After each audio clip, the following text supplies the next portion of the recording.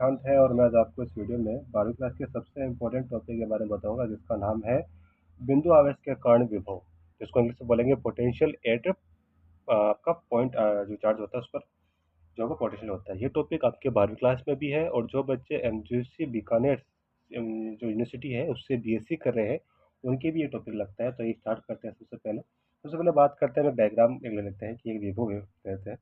ये दो दो पार्टी दो जो चार्ज है इसके, ये Q1 माइनस का है, ये प्लस Q1 है। ये चार्ज है दोनों के बीच में, उन दोनों के बीच में क्या है, जो दूरी है वो क्या है, R है। ठीक है। ठीक है, इस तरफ जो जो पार्टिकल है उसका चार्ज क्या है, Q माइनस का Q है, और इस तरफ जो पार्टिकल है उसका चार्ज क्या है, प्लस Q। ठीक है, तो आप लिखोगे चित्रानुसार माना चित्रानुसार कोई आवेश Q किसी O पर है, मतलब कोई आवेश ये Q है वो किसी O पर है,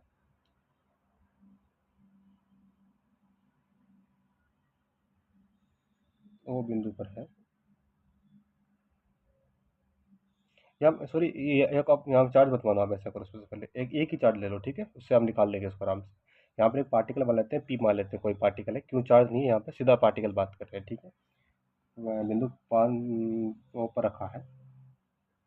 ठीक है, इससे आर दूरी पर विद्युत क्षेत्र क्या हो जाएगा, हमने पीछे वाली वीडियो में निकाला था, तो निकालते हैं। क्या क्या आ जाएगा, ई बराबर क्या आ जाएगा आपको, विद्युत क्षेत्र 1/4 पाई या इसको के भी दे सकते हो आप, q upon r square r vector. इसको आप इक्वेशन फर्स्ट दे दो। ठीक है, या आप इसको इक्वेशन को इस प्रकार से ले सकते हो, k q upon r square r vector, इसको इक्वेशन फर्स्ट दे दिया था। ठीक है, आप लिखोगे पी बिंदु पर विद्युत विभव। तो विद्युत विभव की आप परिभाषा जानते हो, क्या होती है विद्युत विभव की परिभाषा, इसे वी से निकाला जाता है। जो उसका इंटीग्रेशन होता है माइनस का इन्फिनिटी टू आर, यानी इन्फिनिटी से लेकर आते हैं कहाँ पर, हम आर आर पर लेके आते हैं, वो होता है आपका ई डी एस। इक्वेशन दे दी आपने सेकेंड। तो समीकरण एक वे दो से, क्या इक्वेशन इक्वेशन एक और दो से आप लिखोगे माइनस का इन्फिनिटी टू आर प्लस का, यह आ जाएगा k q upon r square d are.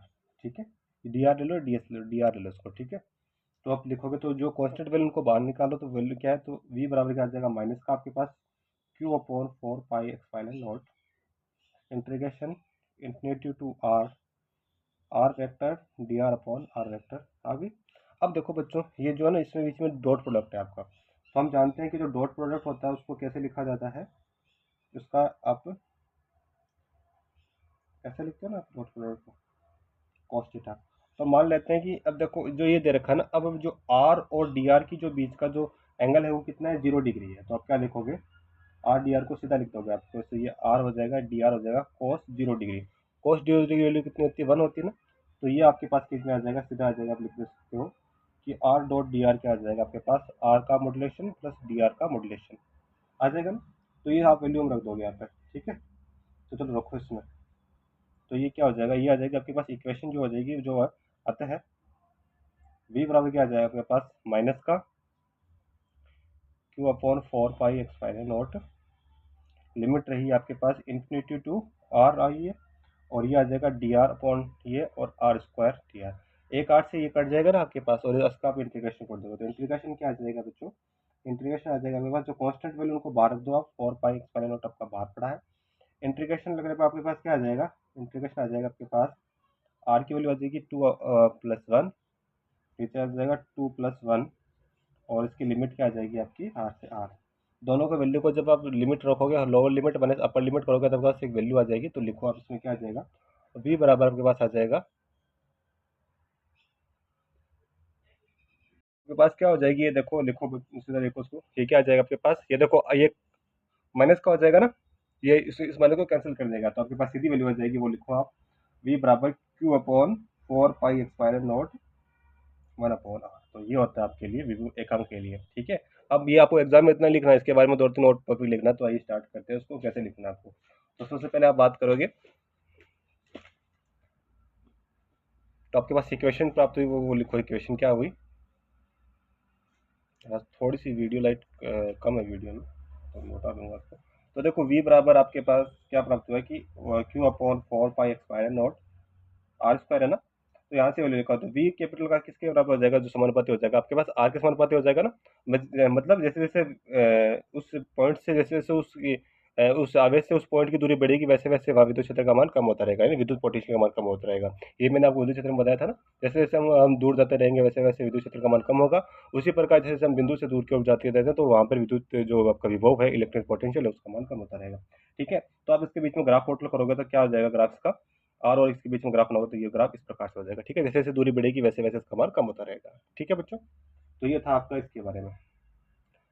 अब कई बार एग्जाम्स में एक और क्वेश्चन पूछ लिया जाता है, तो मैं आपको साथ में बता देता हूँ। ठीक है, तो आप इसको नोट डाउन कर लीजिए। सेम ही प्रोसेस है, अगर पूरा एग्जाम आ जाए तो आप लिखोगे, तो आपके लिखोगे आवेशों के निकाय के कारण लिखोगे। ठीक है, वो तो था आपका किसके लिए, एक के लिए था ना, के कारण विद्युत क्षेत्र, विद्युत क्षेत्र नहीं विद्युत विभव, वो था विद्युत क्षेत्र का था, ये विद्युत विभव है।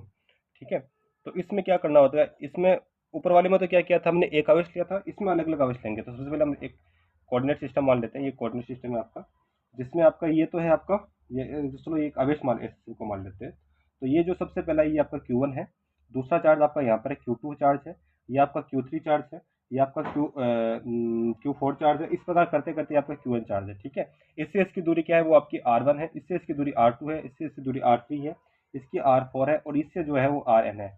ठीक है, तो आपने निकाला था कि V बराबर क्या, अब मैं पूरा नहीं लिखूंगा, पूरा आप उसमें एग्जाम में लिख दोगे। ठीक है, तो एक विद्युत क्षेत्र आप लिखोगे Q1 के कारण विद्युत, ऐसे लिखोगे, सबसे पहले बता देता हूँ मैं, Q1 के कारण विद्युत क्षेत्र विद्युत विभव क्या आ जाएगा, Q1 बराबर V1 बराबर क्या आ जाएगा आपके पास, वन अपॉन, इसको मैं के लिख लेता हूँ, तो Q1 अपॉन आर स्क्वायर, ऐसा आर सॉरी आर ही था, आर स्क्वायर नहीं था, आर ही है। ठीक है, इसी प्रकार सबके लिए निकालोगे ना, इससे वापस ये ले लिखोगे, क्यू टू के लिए क्या आ जाएगा, क्यू वन के लिए क्या आ जाएगा, इसी पर डॉट लगा के Q1 निकालोगे। ठीक है, तो आप लिखोगे अध्यारोपण के सिद्धांत से। ठीक है, अध्यारोपण का सिद्धांत क्या कहता है, अध्यारोपण का सिद्धांत, अध्यारोपण का सिद्धांत क्या होता है, अध्यारोपण सिद्धांत क्या आता है कि सभी को जोड़ना होता है। तो वी बराबर क्या लिखोगे, वी बराबर 1 2 3 ऐसे जोड़ दोगे आप वी एन को। ठीक है, तो लिखो वैल्यू, तो वी बराबर आपके पास क्या आ जाएगा, 1/4 पाई not Q1 R1 Q2 R2, dot dot चलता रहेगा, RQ1 एन ये हो जाएगा। ठीक है, इसमें से जो कांस्टेंट वैल्यू को बाहर निकालो, तो इसकी वैल्यू क्या है, ये सभी इसमें कांस्टेंट के कांस्टेंट है,